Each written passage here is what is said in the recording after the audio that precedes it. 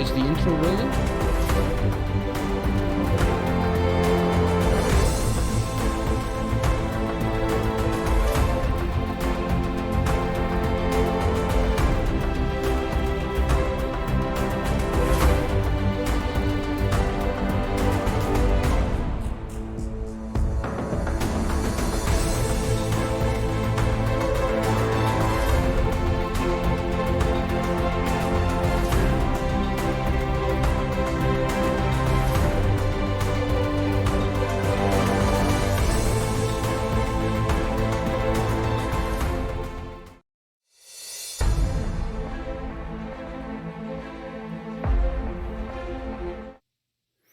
All right, we're live, and we're probably talking.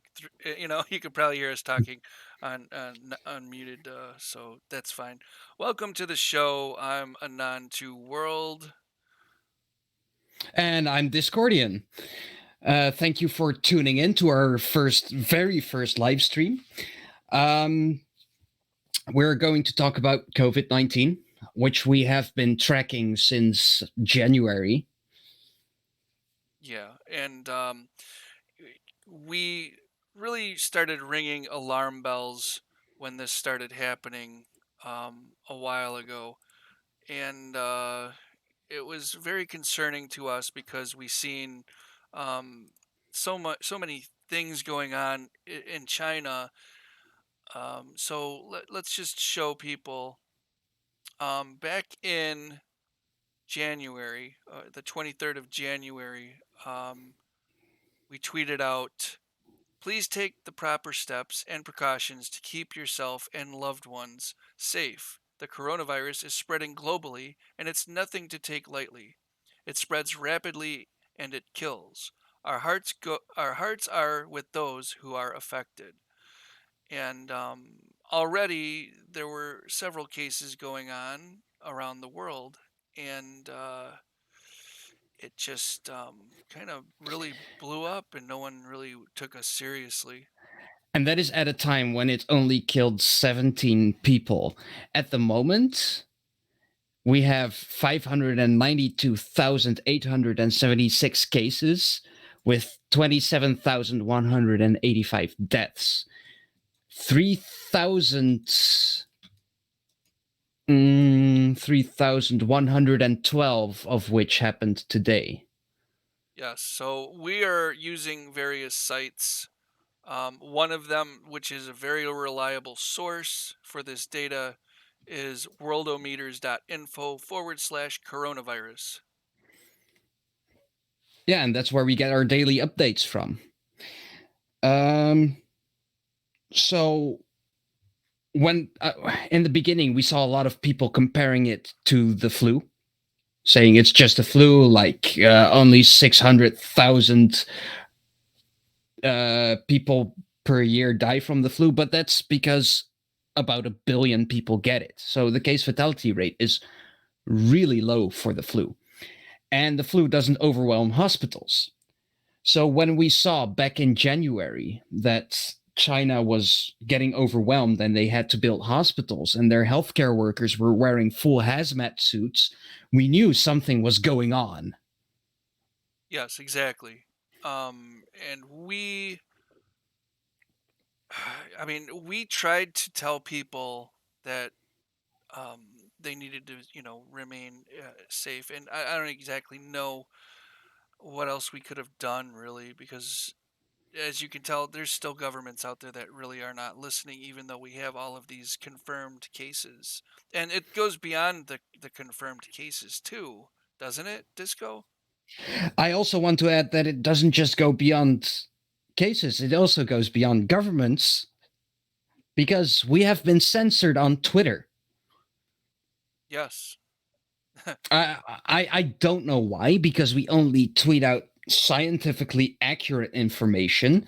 We give you daily updates on coronavirus cases. We don't post conspiracy theories, but yet, We've never posted any conspiracy theory regarding the virus that's yeah, the pandemic that's happening. We were actually pretty on board with telling people how to, operate kind of in what's happening now, where social distancing is a norm. So, yeah, it's Yeah, not only that.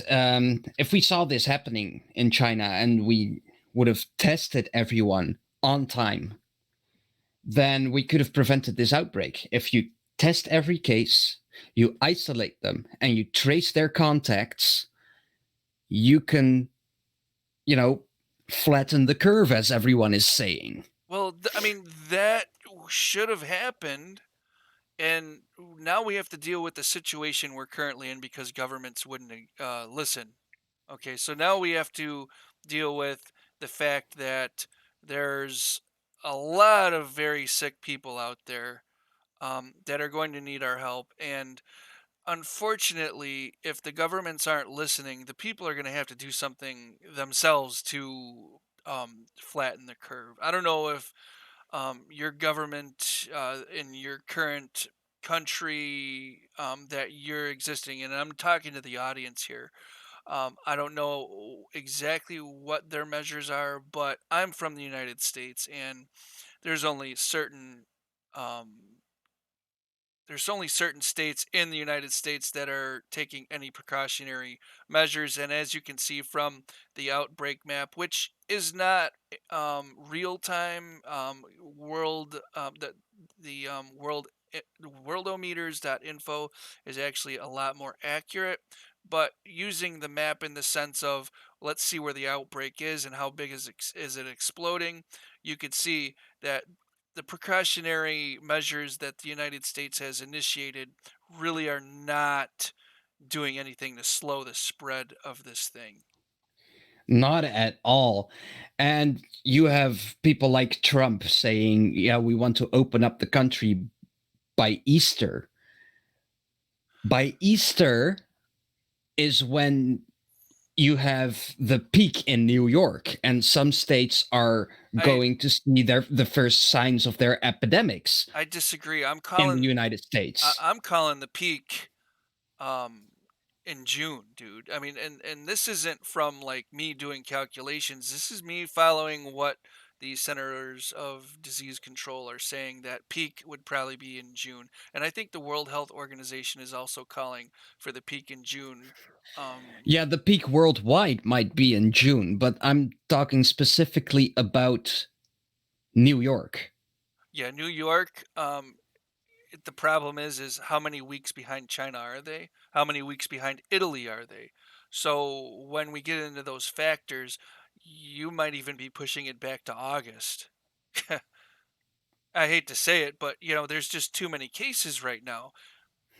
Yeah, but this virus is so virulent that everyone will be infected within a few weeks in New York. And that's what should should not be happening, because the hospitals are going to be inundated with very sick people. And if the healthcare workers can't take care of the very sick people, and there's hundreds of thousands of people pouring into hospitals all over the world, there's no way that these doctors and nurses are going to be able to cope with such a flood. And what we've also seen in Chicago, for example, where they had to test people coming in from the airport, it had a huge delay of people waiting in lines. So even if someone is going to test positive, they would have infected someone during their wait at the airport because people were standing there shoulder to shoulder. Yes, and that's the problem. Is right in the middle of calling everyone else to come back to the United States, President Trump made all of these people wait in very compact areas, and that didn't help slow the spread. So, I mean, it's like they're doing everything wrong. And what's also not helping is the global shortage on personal protective equipment, such as masks and gloves. and gowns for doctors and nurses, um, and the lack of ventilators, because we know that people with COVID-19 are on a ventilator, at least those who are critical, are on a ventilator from 11 to 21 days, according to Governor Cuomo from New York. Yeah, and yeah, the problem is the governor of New York requested more ventilators, and Trump pretty much said, I don't think he said no, but he said, "What do you need all the ventilators for?" And it's just like, why are you asking why you need all these ventilators? Well, and Provide them. he's been saying it every day in his press briefings, and he says where he got the data from and who he's being advised by. He's being advised by a lot of health professionals, and they have multiple curves of the where the epidemic can go, and they predict that the peak is in 21 days. And at that peak, they're going to need 140,000 hospital beds and 30,000 ventilators. Yep. And the unfortunate thing about that is now you have states like New York fighting the federal government on issues that should have been handled quite some time ago. And if we're going to be getting censored because we're coming out with information that's vital to people who need it, that's on Twitter. Okay, so when we're out here and we're preaching to the masses and saying, "Hey, you guys need to protect yourselves from," I hate to say it, your own government, because your own government's failing you. And Twitter is actively denying us getting information out. You know, is that going to hurt people? Is that going to kill people? It's a possibility. Of course, and look at all the homeless people who do not have any means to protect themselves. They don't have Lysol, they don't have gloves, they don't have masks. What are they going to do? Or all the people in refugee camps? And that's one thing that a lot of people need to take into consideration is, um, all these different people need our help too. And while we're trying to be safe at home and not get the virus, there's people out there that are going to get it because they have no other way to prevent from getting it. They're living on the streets, they're in contact with people passing them by every day. Exactly. So, all right. So, we're going to take a quick break here. I'm going to put the intro on again, and we'll be right back.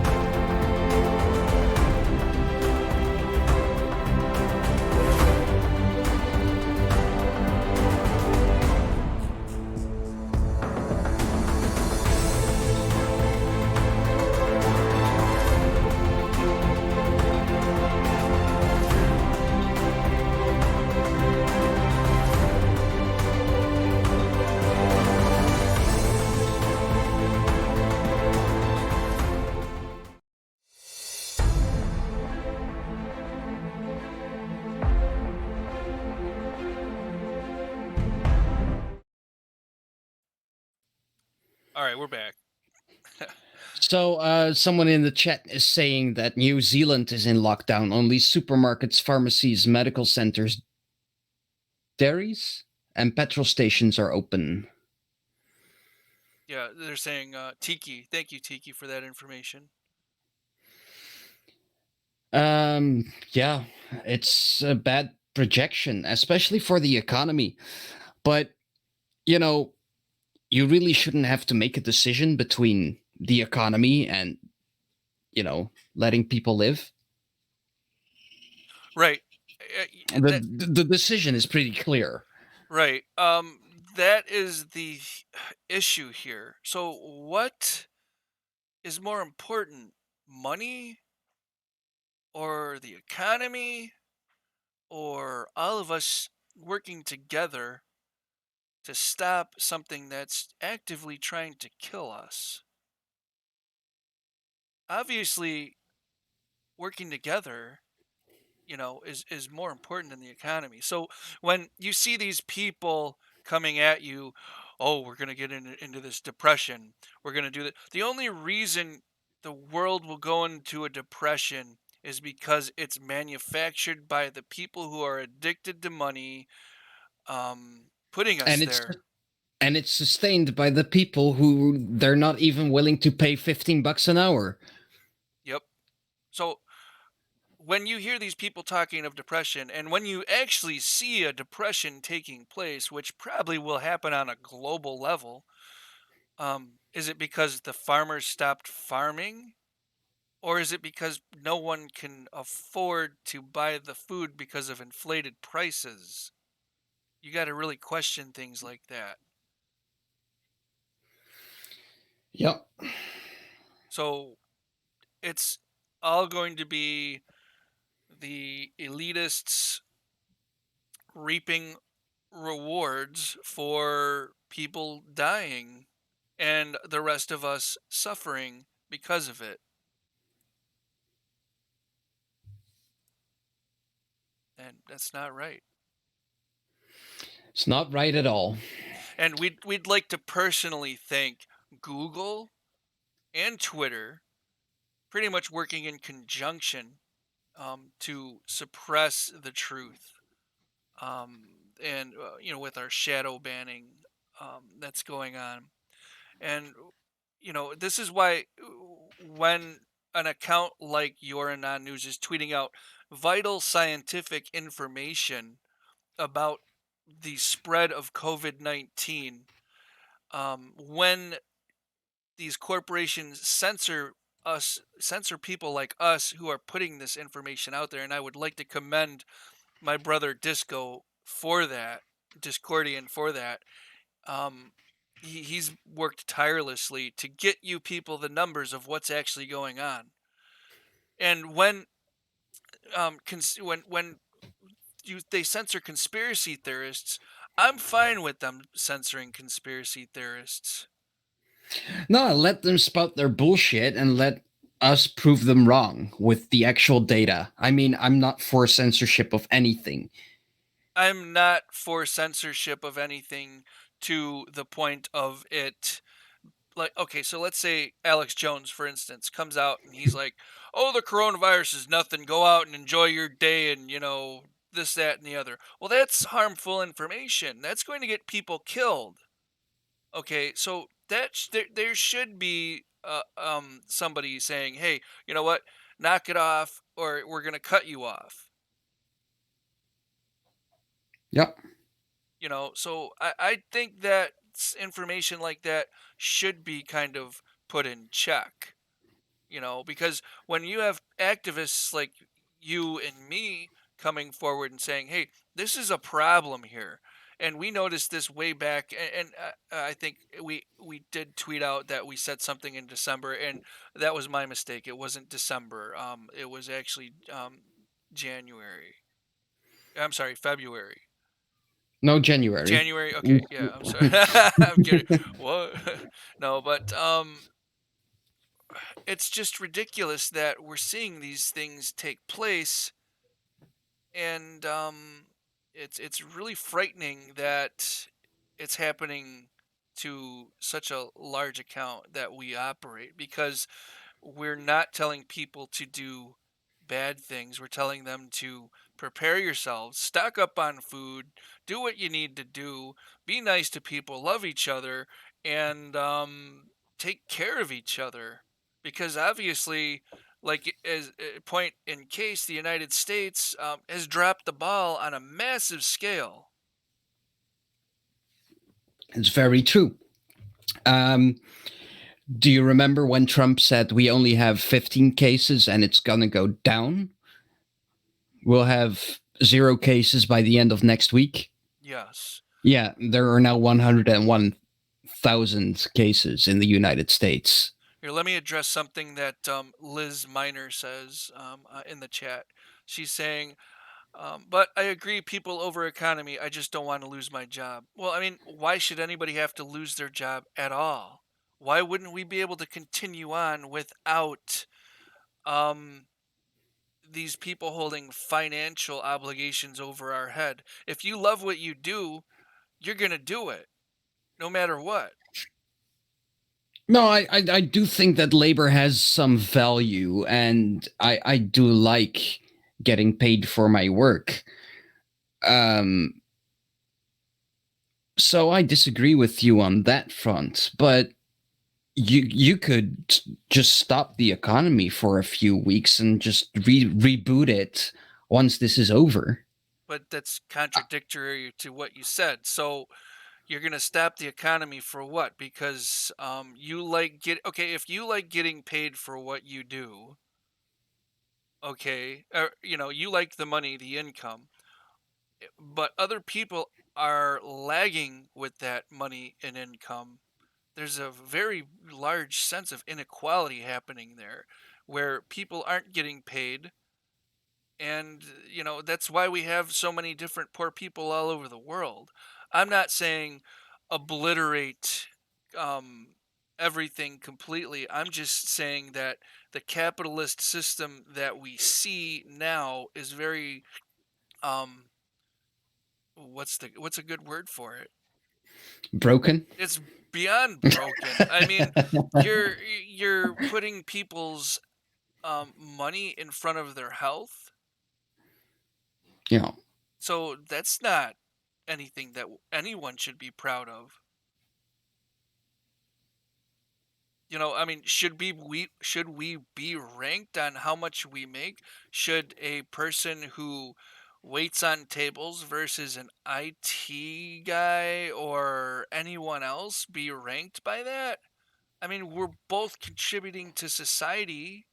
I'm an IT guy, and the thing about it is I'm not going to compare myself to a waiter or a grocery store employee Employee. or a person who makes hamburgers, because everybody contributes to society in their own way, and we're seeing that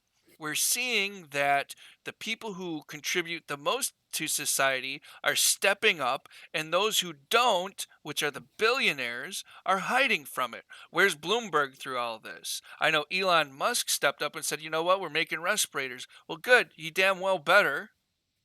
Yeah, and I still doubt about it. No, he did. He delivered 8,000 units to California. Ventilators or respirators? I don't know which one. I'd have to look it up. Respirators are the face masks that the hospital staff wears. Ventilators are the equipment that people need to I think they were need to ventilators. be put on to breathe, to be able to breathe when they develop ARDS, acute Yeah, respiratory distress syndrome.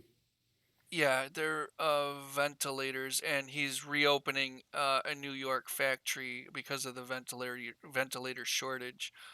So Excellent. yeah, so that's excellent news. At least you have one billionaire stepping up. But where are the rest of these people? All we have is Donald Trump crying about it being fake news in the beginning, and then all of a sudden this ballooned up, and he's like, "Well, I don't want to take responsibility." He doesn't even want to take responsibility for shutting down the Centers for Disease Control pandemic response team. He doesn't want to take responsibility for anything, and like we said before, he wants to get the economy going again. Um, that's not a good idea. If you let the virus rip through your country, your hospital system is going to be overwhelmed so quickly because this virus doubles every 3 days. So you don't really realize that when it goes from 200 to 400 cases. You Right. know, people are used to that from the flu. But then it goes from 5,000 to 10,000, from 10,000 to 20,000, or from 50,000 to 100,000, or from 500,000 to a million, you know? Right. And I'm It gonna. goes up quickly Yep. because it has a doubling time. That means it's an exponential growth. Absolutely. I mean, if people look at the R naught factors of this virus, which me and you have argued about back and forth, but um, I think it's anywhere between an R naught of, like you said, 2 up to a 4. And it to me right now, these numbers are reflecting an R naught transmission ratio of 4. So let me explain what R naught is. So if you have an R naught of 2, on average, one person will infect 2 people. And those 2 people infect 4 people. Those 4 people infect 8, etc., etc. When you have an R naught of 4, one person infects 4 people. Those 4 infect 8 people, etc., etc. So with an R naught of 4, it could infect the entire world within weeks if you do not do proper social distancing. Right. And Liz, you're right. See, you're saying it has an RO. Liz Miner is saying it has an RO at 2 to 3. I mean, sure, I'll go with a 3. But from the explosion that we've seen over the last just few days, I don't. I mean, I'm geared towards a 4. I really And am. the R naught of the regular flu is 1.3 by comparison. That's Right. still exponential growth. Everything above 1 is exponential growth. Right. But the doubling time just varies. Yeah. I mean, we're almost looking at straight up and down chart numbers at the moment. I mean, it's going to be a pole to climb. Yeah. I don't want to butcher your name, so I'm going to try Neosuo Bahagava. And I apologize if I butchered your name. He or she is saying, isn't the stimulus just the rich double dipping? They give us crumbs which we pay back to landlords, whom in turn pay off the mortgage on their properties for the bank, which the banks own. Yeah, pretty much. I mean, I agree. They're definitely double dipping. Watch how many billionaires make more money off of the economic collapse. Right now, it's a bear market. So they're all when the market drops, they all pump in excessive amounts of money into the market to buy low. So it's the same thing with these landlords. Sure. Watch when the property values drop. How many of these people are going to go out because they made money off of this virus, go out and buy land? It's going to be a global thing. It's going to be a global free for all. Yeah. And so my thing is, when we're all in thinking about things, wondering, okay, what's the next step? Everybody has to realize the next step is things are never going to be the same as they were. And so people need to get that through their heads. Even capitalism can't be the same as it was because, profits over people is what's going on. Yeah, and I think this virus exposes that system. But, that kind of sounds like I'm rooting the virus on, but I'm really not. I wish this would go away because it's affecting me It's affecting, personally, absolutely. and I know it's affecting millions of people worldwide, if not It's billions. affecting billions. Yeah. So I I don't wish that on anyone, but it does expose fatal flaws within our economic systems. Yes. And those things need to be changed. If people want to continue on using a monetary value over people, those things need to be really looked at in scrutiny. And so when I say that, why should people only have to be affected by COVID-19 to get free healthcare? That makes no sense right now, does it? If I break my arm, why shouldn't I have to go and be able to go to the hospital and have it repaired for free? I mean, I don't know. I mean, it sounds kind of, I don't know, redundant because I'm talking on s- some kind of talking points that are getting very political, and perhaps I should just back away from that. Well, when I mean that this virus is exposing our system and the way humans are, I want to give an example because the virus is hitting Spain really hard at the moment. Yes. And yesterday they found a nursing home that was abandoned, and there were old people who were still living among dead people, Yes. and that's just so inhumane. You know why that happened? I no, Okay, so the nursing home staff took off on all those people. yeah, that's what I'm saying. That's the conclusion you can draw from that story. And it's horrible. Yeah. So that's when you see humanity at its worst. And that's, yeah, those are situations that you just don't want to deal with. So what is the current plan? What do you think that let's see, like people can do? Like what are the safe steps that people can do on their own Stay to at home. well yeah. Stay at home. Work from home. Minimize your contact with people. If you have to be around people, take at least 1.5 meters distance. I don't know what that is in American numbers. Well, they're saying American numbers. Well, you see, let me calculate that out for you in American speak. All right, now, so what my one of my best friends, Discordian, is saying is this: in the United States, we're being told to stay about 6 feet away from each other. But in my opinion, with the test results that came out of China, I don't know, 2 or 3 weeks ago, this virus has the potential to travel 14 feet in the air via aerosol from people breathing to its another host contact. So my recommendation would be, I'm sorry, 15 to 20 feet.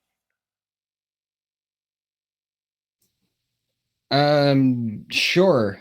That's not what our scientists are saying, but our scientists have been wrong before.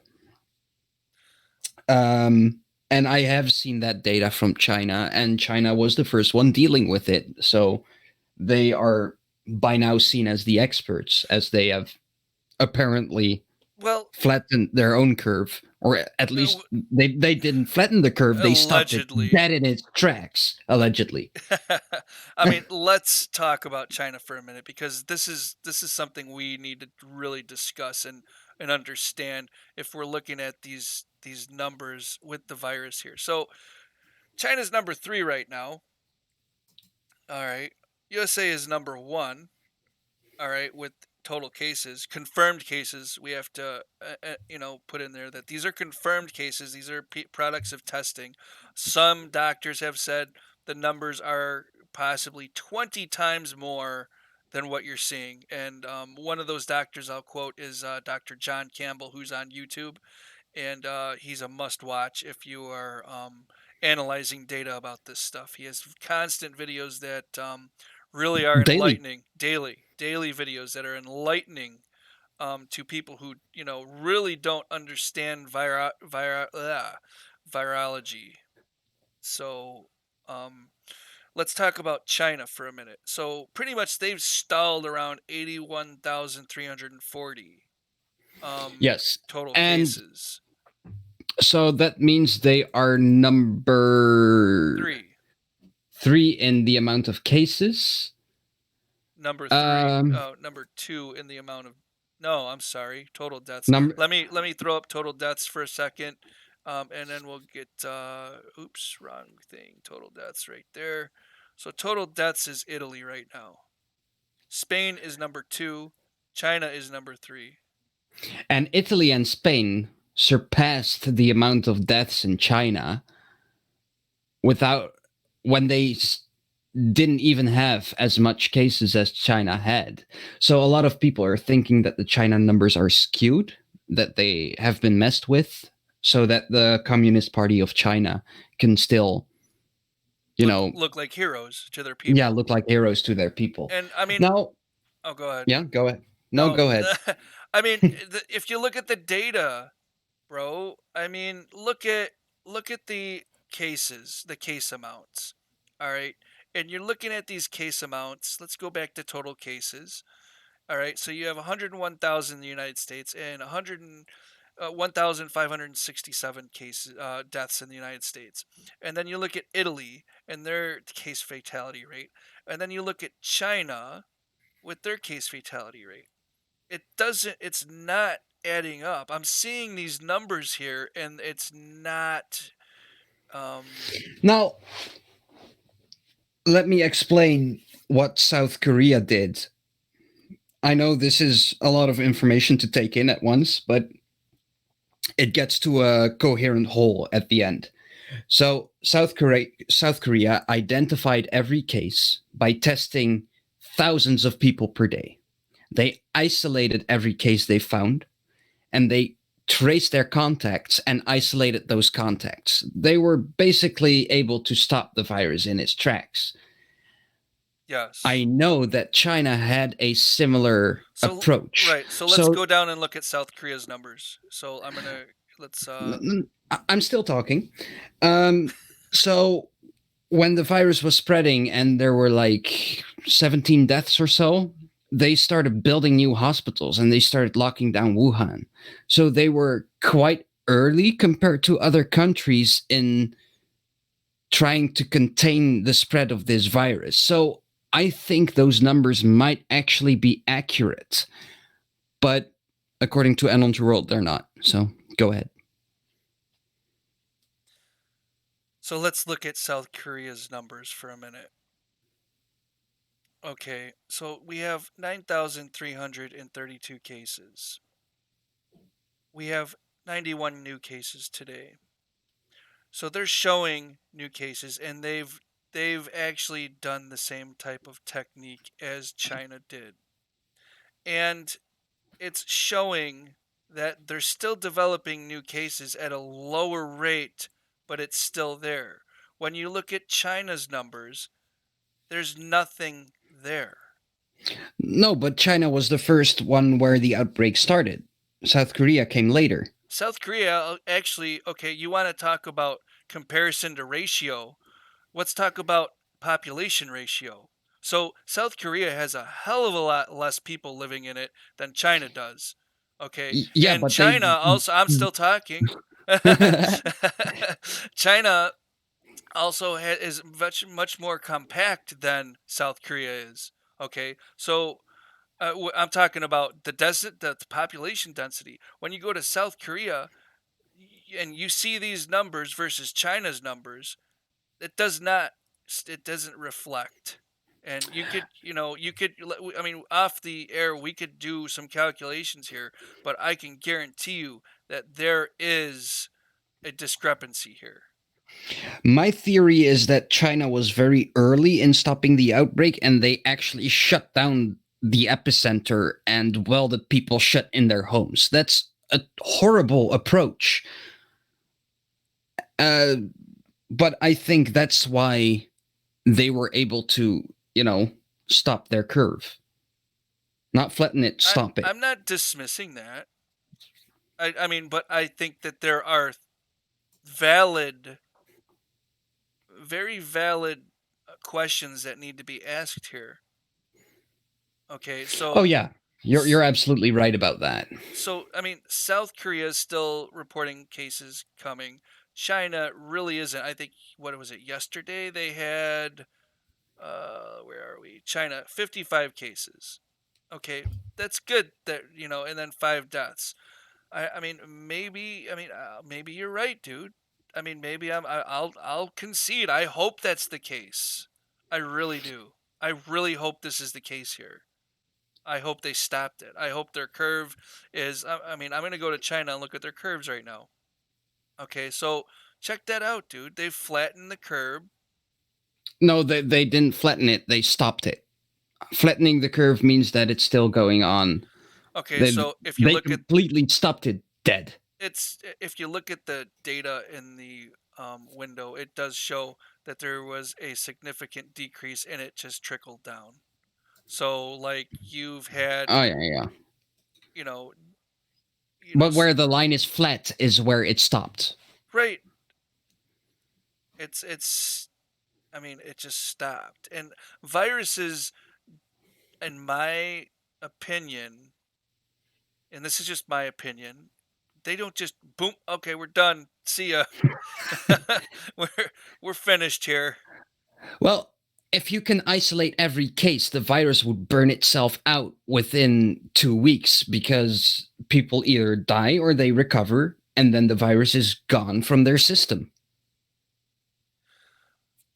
Right. And I mean, what you're also seeing too is the recovered cases, closed cases, recovered cases is 96% in China.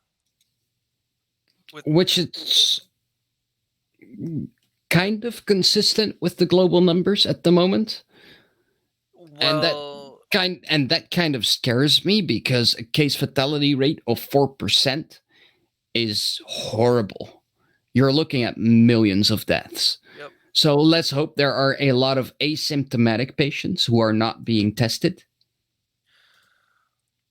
Um, there probably are.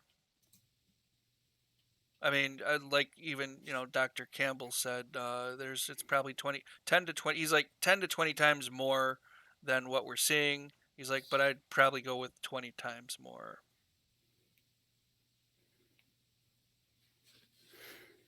So, Yeah, but if it's 20 times more, the death rate would be 0.2%. That's still higher than seasonal flu. But would it overwhelm hospitals as much as this virus does?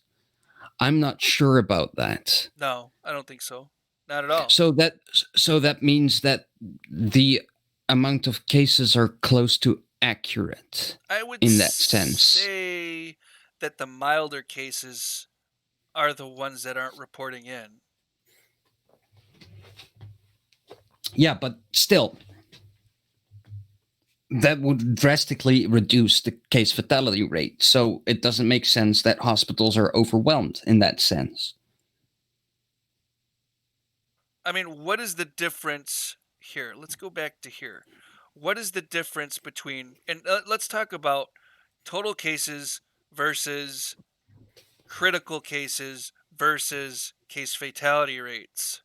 Okay, because in the USA, we have 101,866 total cases currently and 1,590 deaths, while in Italy, we have 86,498 total cases and 9,134 deaths.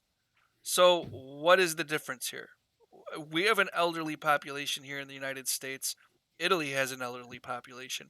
What is going And a lot of people are morbidly obese in the United States. So I think that a lot of those numbers are going to deteriorate. And I hope I'm wrong about this.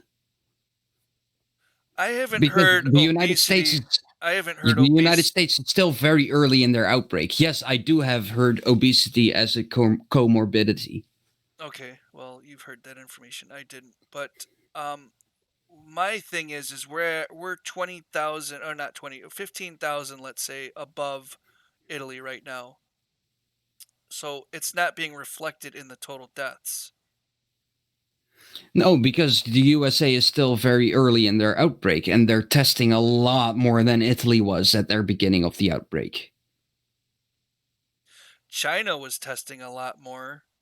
They actually tested within weeks of getting this, and their fatality is 3,292 currently, and Italy is only 5,000 more cases ahead of them, and they have a total death of 9,134. So that makes absolutely no sense. I mean, Yeah. Italy. Well, here's the thing: is I hear what you're saying.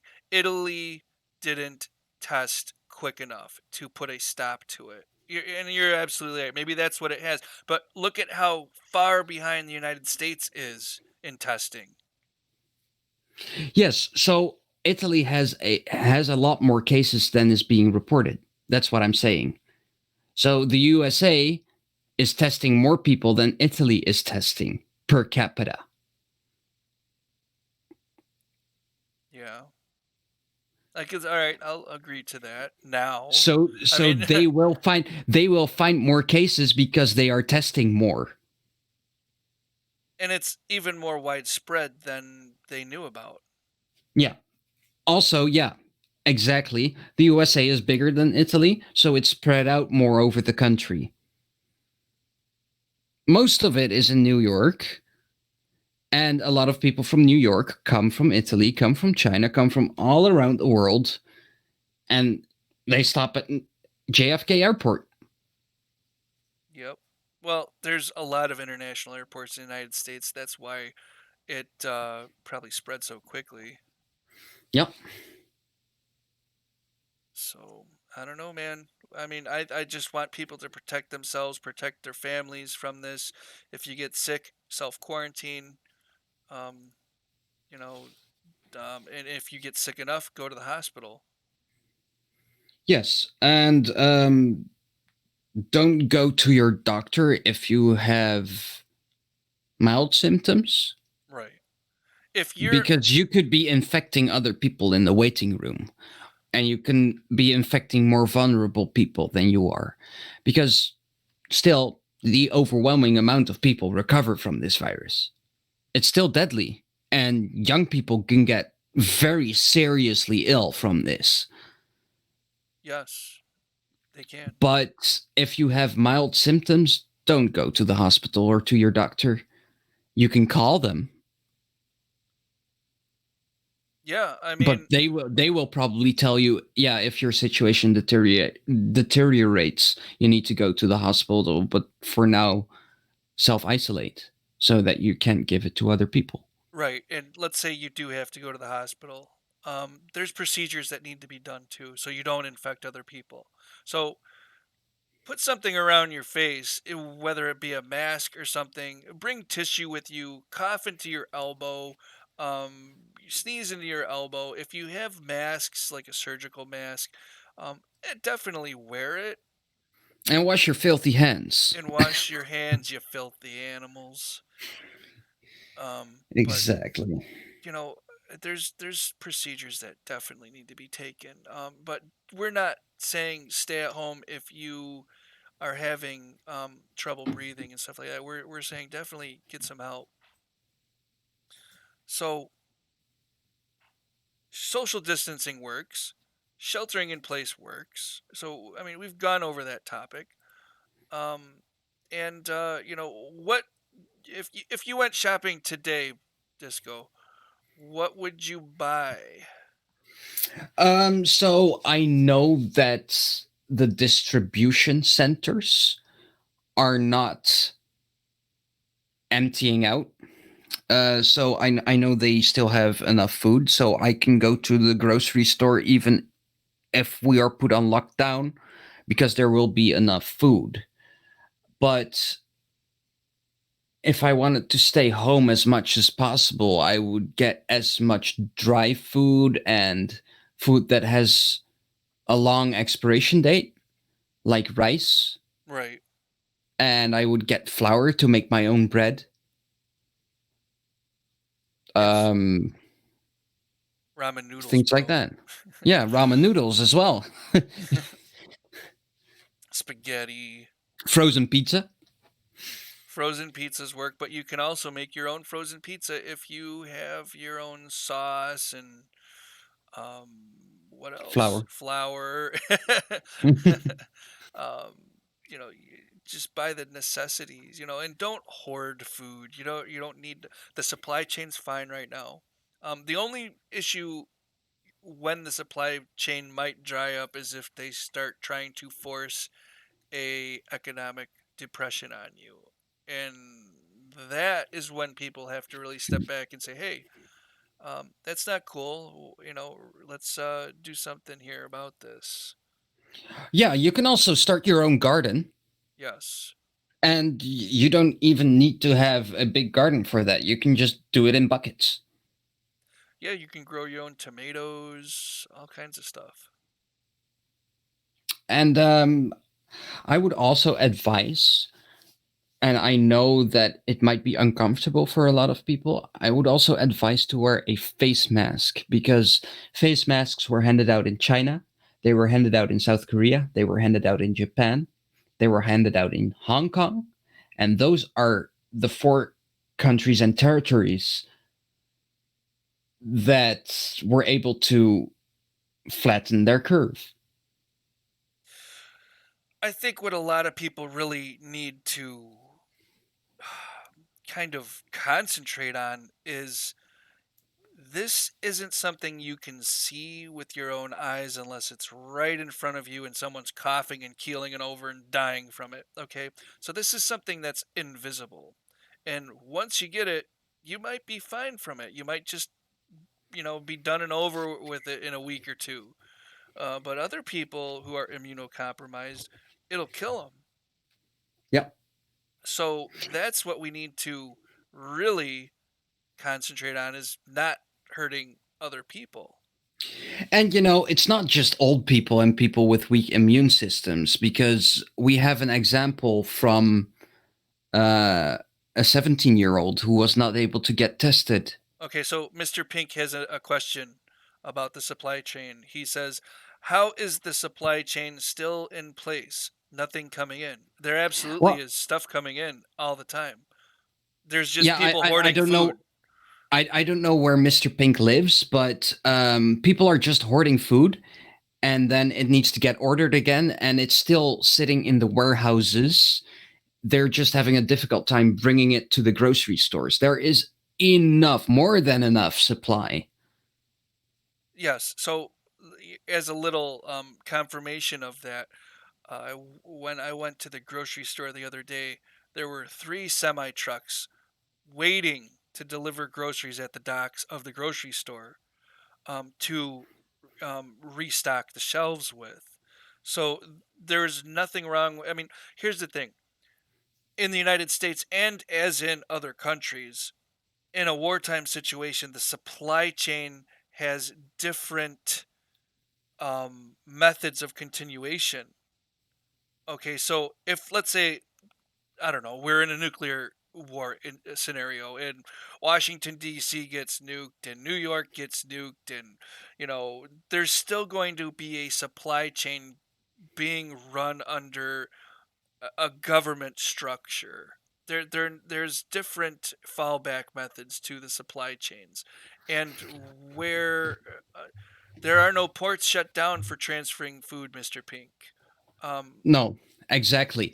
So when your country is in lockdown, trucks are still able to come in with food because grocery stores will always remain open during a disaster.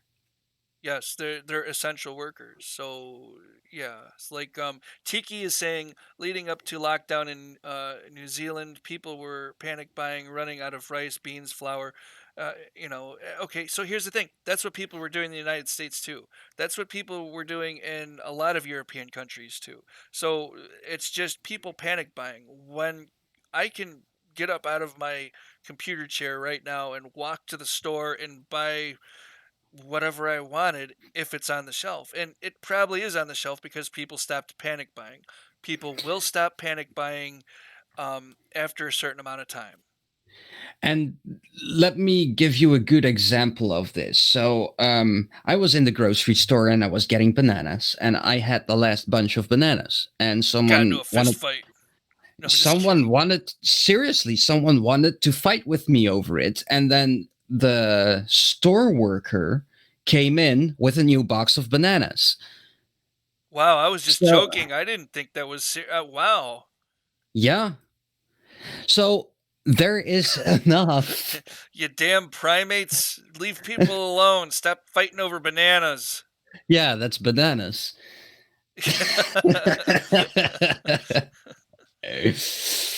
Okay, so Mr. Pink, I'm in the Midwest. So I'm like right in the center of everything. So let's say in you're on the West Coast and they're growing, something out there. So most of the supply chain is determined on where you live. So I live probably around a lot of corn. All right. And so they grow a lot of corn here and there's a lot of dairy products here.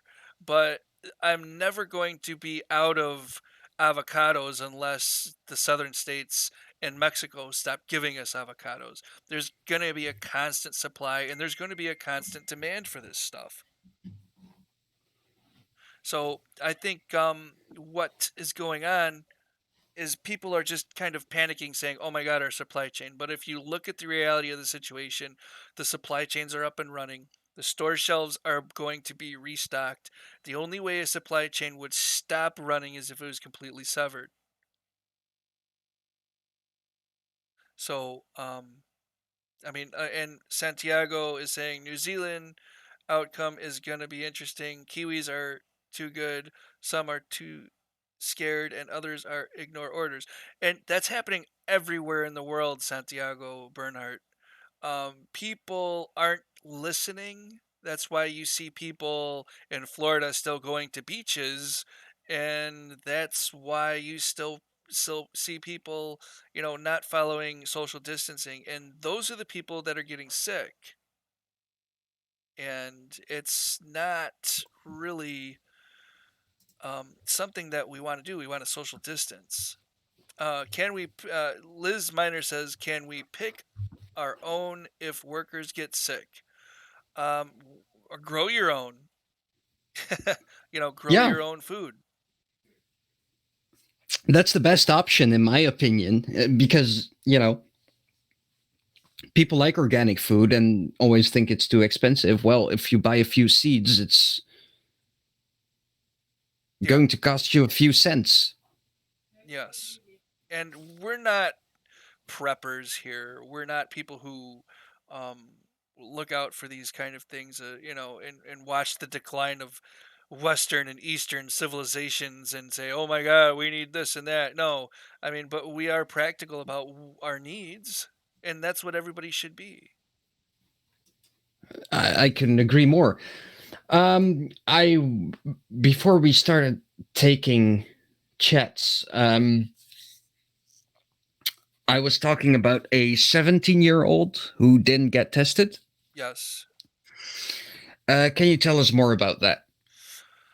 Oh, it's a sad story. And you know what? I will probably just bring it up because let me see. I gotta get the URL. So I'm just gonna bring this up, and it's just a sad story. And this kid, 17 years old, didn't need to die, but in the United States, apparently, if you don't have health care, they can reject you from getting health care. So it's just baffling to me, and it's sad because we need to work together as a civilization, instead of working against each other. So here we go.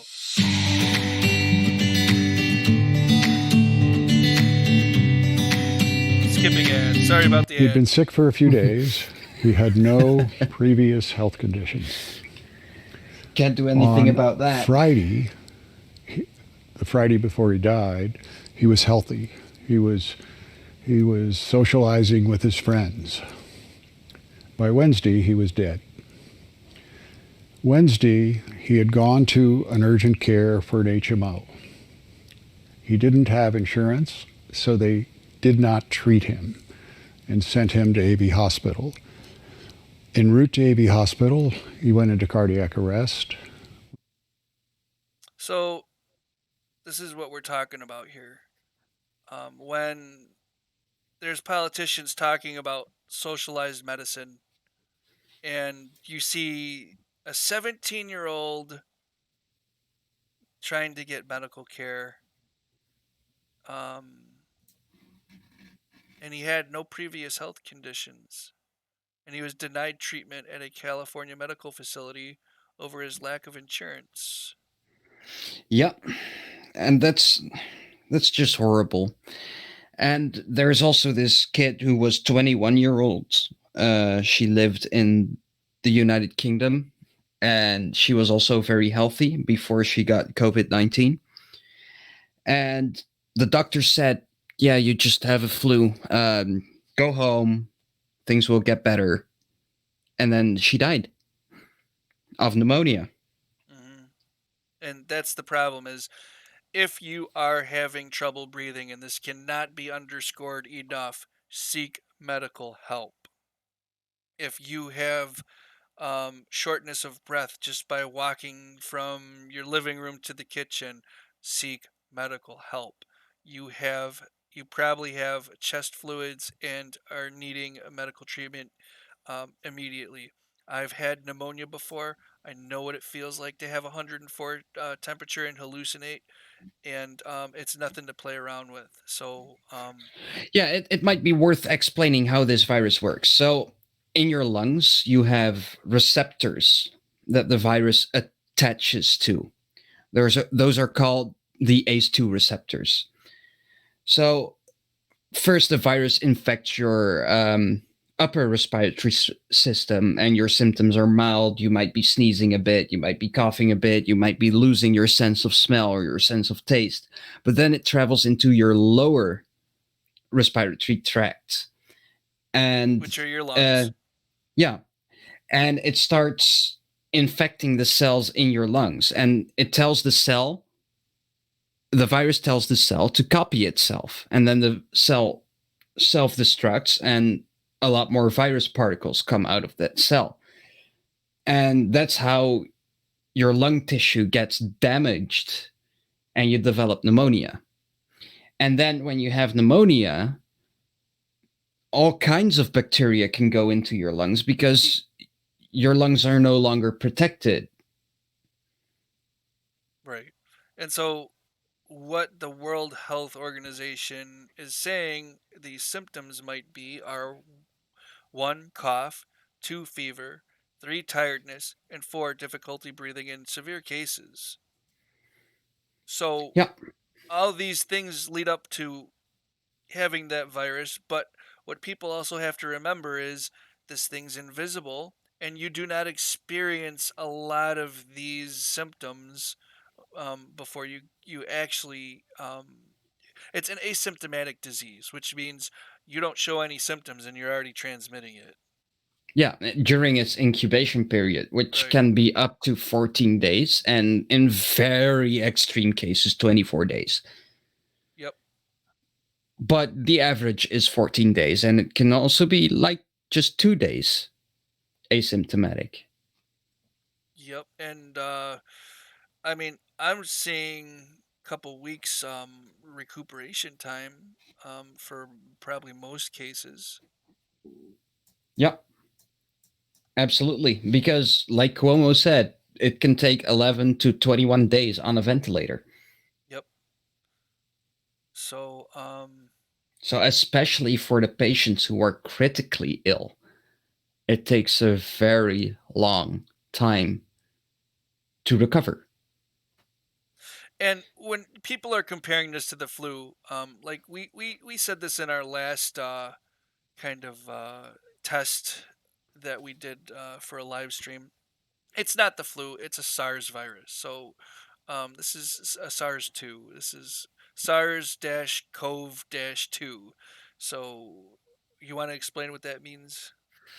Yeah, well, so in 2003, there was an epidemic of a new coronavirus at that time. It was called nCoV 2003.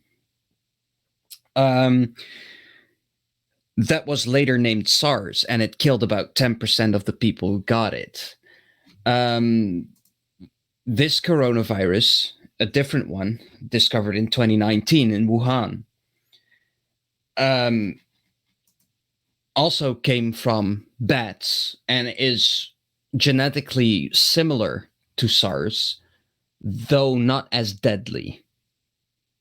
Yes, exactly. But it spreads a lot faster because SARS only had 8,000 cases, of which 800 died. And then they were able to stop it and put it back in the animal kingdom. They did that through a lockdown of Hong Kong and by aggressively testing and contact tracing and isolating. Right. Okay. Well, Liz So brings up a point. Okay, go ahead. Continue your thought. I want to. so you can say, oh well, this virus only killed 800 people. The flu kills way more. But if it was allowed to spread, it would have killed so many people. So people will think, oh, it was an overreaction. It only killed 800 people. But it wasn't an overreaction. It was stopped at the right time. Exactly. And they did a wonderful job stopping it. So in our chat here, we have Tiki and Liz Miner talking about something very important. Okay, so Tiki mentions don't take anti-inflammatories because they reduce the fever. Apparently, you need to ride the fever to kill the virus. And Liz says, my son's doc said to use Tylenol but not ibuprofen. And that's a very good point. Ibuprofen, even Dr. Campbell was saying ibuprofen seems to have something to do with The ACE2 receptors. and critical cases. Yeah. So So it's also best not to treat a fever when you have one, unless the fever gets really bad. So, um, what would a fever be? A mild fever in well, American numbers? American numbers. We're talking 99 to 101, let's say. Maybe 101 is pushing it a little bit. So, if you have a mild fever, it's your body getting rid of the virus. It heats up, so the virus gets killed. Right, it's But sending if the antibodies. But if you have a severe fever, your body needs to be chilled or you need to take anti inflammatory drugs. So it really depends on the case. Yes. And it also depends on the shape of your immune system too. Because a fever that is way too high can kill you. Yep. And it can give you hallucinations and that kind of stuff. So there might be appropriate times to actually reduce the fever. I think if people are going above 103, that's when the kind of mind-boggling hallucinations will start. And that's when it becomes detrimental to your health, because if you're overheating, your body's going to have a lot of issues. It can go septic, right? Yes, and that could be, I mean, a high fever could be the induction of septicemia. So that's what Scary stuff. yeah, that's what people need to really worry about, because you're when your organs start shutting down and you can't breathe, your body starts to go septic because it's not being able to transfer the carbon dioxide out of your body anymore. Yeah, you develop hypoxia. Yep. And yes, we do learn a lot of this information from Dr. Campbell. Yeah, that's true. He's the man. I mean, He's kind of our family doctor. yeah, right. I mean, if I ever had a family doctor, I'd be, going to him because he's awesome. And yeah, he calls people out, but you know what? Good. He needs to. He really needs to, and he doesn't get into the politics of it, but he kind of points his finger and says, "You're doing a bad job." Yep. And he also warns for governments that are, not doing a good job and what they should be doing. And he's also warning about poorer countries getting the disease, because that's a big worry also of the WHO, that these countries would not be able to cope with the influx of patients. Yeah, you're right. Because where you might have, you know, 20 ICU beds per 1,000 people in rich countries, in poor countries, it's one ICU bed per 1 million or something. Yeah, I'm sorry. I don't mean to be laughing, and it's something I did, and it's nothing to be laughing about. But yeah, you're 100% correct. No, Why were you laughing? because I did something stupid on the live stream. I was trying to do something and it didn't work. But Okay. yeah, I'm just dumb. One person way up on the top of the live chat asked, "You're anonymous and you don't hack anymore." Well, I mean, we could get into that, but there's really, I don't know. Should we address that or not? I don't see the need to address it. We can still do hacks. But I in don't see the point of it at the moment, because all it does is get people arrested and exactly, put the people we communicate with at risk. yeah, If there is important information we need to share that was previously hidden, then we will do that, of course. We take information from whistleblowers. We do everything to get the truth out there. yeah, and But we don't want to incriminate ourselves and the people we work with. exactly. So that's the major thing of it is we're not going to blatantly come out and say, "Oh, we're going to do this and hack this," and why? And right now at this point in time, what's the point? People are learning their lessons the hard way, I have to say. So, I think that's a good bombshell to end the episode. yeah. And hey, thank you guys for joining us. We do appreciate it. We're going to try to do more of these with more people on, and just get more input from various others. So, you guys take it easy.